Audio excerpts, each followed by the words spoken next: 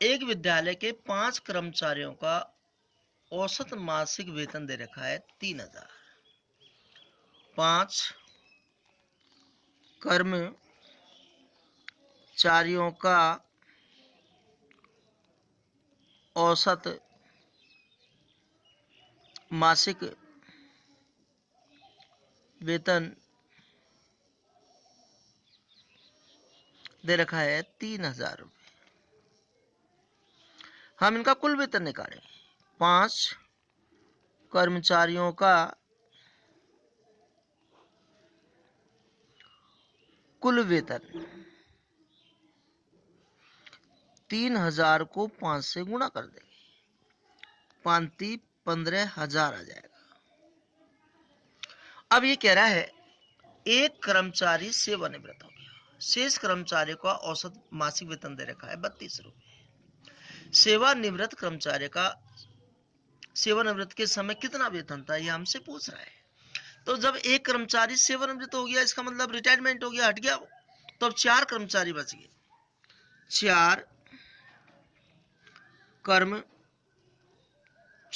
का औसत मासिक वेतन दे रखा है इसमें 3200 रुपये। 4 कर्मचारियों का कुल वेतन 3200 गुणा 4 कर देंगे। 1 1 2 0, 4 2 8, 4 3 12। अब देखो एक कर्मचारी क्या हो गया, रिटायरमेंट हो गया, तो 5 कर्मचारी के वेतन में से हम 4 कर्मचारियों के वेतन को घटा देंगे, तो सेवानिवृत्त कर्मचारी का वेतन आ जाएगा। सेवानिवृत्त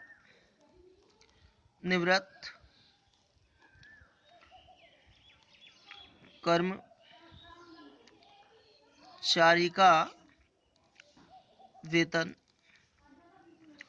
15,000 में से हम 12,800 को घटा देंगे, क्योंकि ये 5 कर्मचारी को वेतन है, ये 4 कर्मचारी को वेतन है। 5 कर्मचारी को वेतन में से 4 कर्मचारी को वेतन घटा देंगे, तो जो कर्मचारी हटा है अर्थात रिटायरमेंट हुआ है उसका वेतन आ जाएगा। ये आंसर आ गया। हाँ जी, पहला उदाहरण, एक विद्यालय के कार्यरत प्रधानाध्यापक समेत 5 कर्मचारियों का वेतन दे रखा है। विद्यालय में कार्यरत कर्मचारियों का औसत मासिक वेतन पूछ रहा है।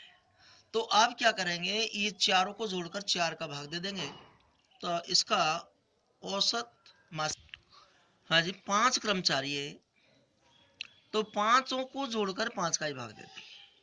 मुझे गलती से 4 लगा गया। अब दूसरा देखो, प्रथम 10 विषम संख्याओं का समांतर माध्य ज्ञात कीजिए। तो विषम संख्या 1 3 5 7 9 होती है, तो 1 3 5 7 11 13 15 17 19, ये 10 संख्या होगी, इनको 10 को जोड़कर 10 का ही भाग दे देंगे, तो समांतर माध्य आ जाएगा। अब मैं उदाहरण नंबर 3 समझा रहा हूं। 8 क्रमागत विषम संख्याओं का औसत दे दिया 16। तो क्रमागत विषम संख्या हम जानते हैं, क्रमागत विषम संख्या जैसे ये रही 1 3 5 7, तो इसमें 2 2 का अंतर है। माना कि पहली विषम संख्या x है, दूसरी विषम संख्या हम जानते हैं विषम संख्या में 2 2 का अंतर होता है, तो x प्लस 2। तीसरी विषम संख्या x प्लस फिर 2 जुड़ जाएगा। ऐसे ही 8 विषम संख्या निकाल लेंगे। हाँ जी, चौथी विषम संख्या फिर 2 जोड़ देंगे, 4 2 6, x plus 8, x plus 10, x plus 12 और x प्लस 14। अब हमारा सूत्र है x बार बराबर सिग्मा x बटे में छोटा है। यहाँ x बार का मान दे रखा है, औसत दे रखा है हमें 16 बराबर सिग्मा x। सिग्मा x का मतलब x plus 2 plus x plus 4 plus x plus 6 plus x plus 8 plus x plus 10 plus x plus 12 plus x plus 14। अब ये 8 संख्या है, 8 का ही हम भाग दे देंगे। आज ये 16 है, अब इनको जोड़ देंगे। 1 और 1 2 3 4 5 6 7 8 एक्स हो गया, प्लस 2 और 4 6 6 12 8 20 और 10 30 और 12 42 और 14 56 हो गया बटे में 8। इसके नीचे एक रखकर वज्र गुणा कर देंगे, ज्यादा हो जाएगा। वज्र गुणा करने पर 8x प्लस 56 आया, 16 8 128 आया। अब यहाँ पक्षांत करेंगे तो 8x तो यहीं रह जाएगा, 128 56 को बाद में ले जाएंगे, इसका चिन्ह बदल जाएगा। 128 में 56 घटाएंगे 72 आएगा, 8 इसके बटे में चल जाएगा, x का मान 9 आया। पहली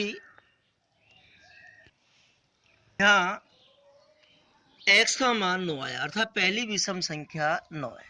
फिर दूसरी x प्लस 2 तो 9 प्लस 2 11, ऐसे हम 11 plus 2 13, 13 plus 2 15, 15 plus 2 17 plus 2 19, 19 plus 2 21, 21 plus 2 23। इस तरह से हमारा यह आंसर आई।